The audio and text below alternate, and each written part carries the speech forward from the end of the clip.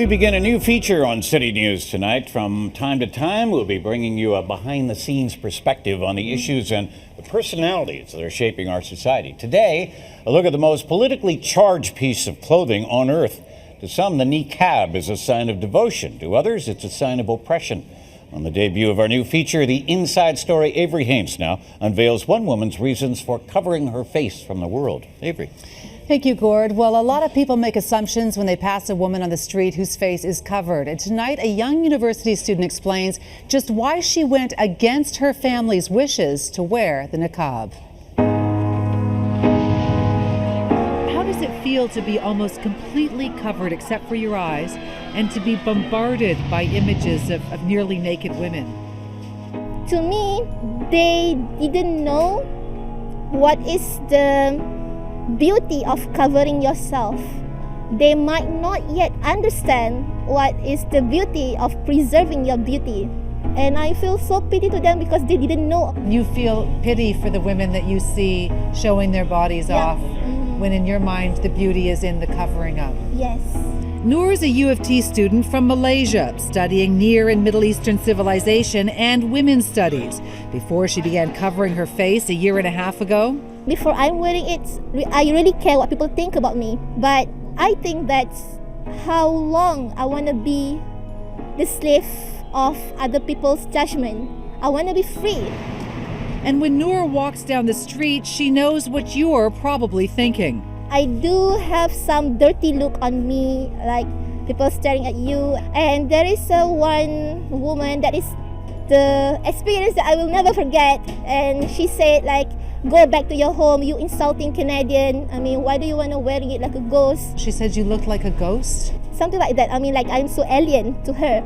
There are people who will look at you and wonder who's forcing you to dress like this, who's forcing you to wear that you don't see yourself as a strong enough woman to make your own decisions. Okay, well, one thing about me, no one is forcing me. My mother doesn't like it. She worried about my safety. What if someone just provoke you? What if someone just do bad thing to you because you're just wearing niqab? And Noor's father asked me to take it off.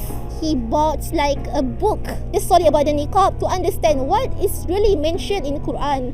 And does he understand now? Yes, now he understands, and he said to me, well, if you want to do it, just do it. Why do you feel the need to cover your face? How does that bring you closer to Allah? How does that make you honor your religion? It's just from my little heart that I want to do something that is not required in religion.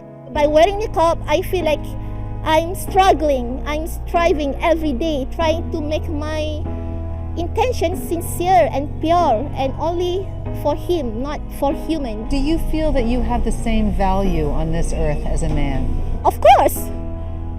Who said that I'm not valuable? Maybe in some culture, in some society, they are being forced. I'm not denying that can happen, but that is the sad thing. Will you choose your own husband, or will your father? Of course, I'm going to choose my own husband.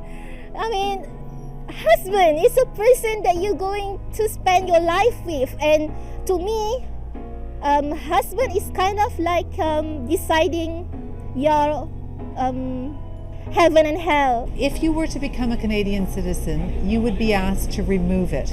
How do you feel about that? I feel that in certain circumstances, you have to adapt with people because you are not living alone. You are living with society. So if I'm in that situation, in that ceremony, I will just take it off.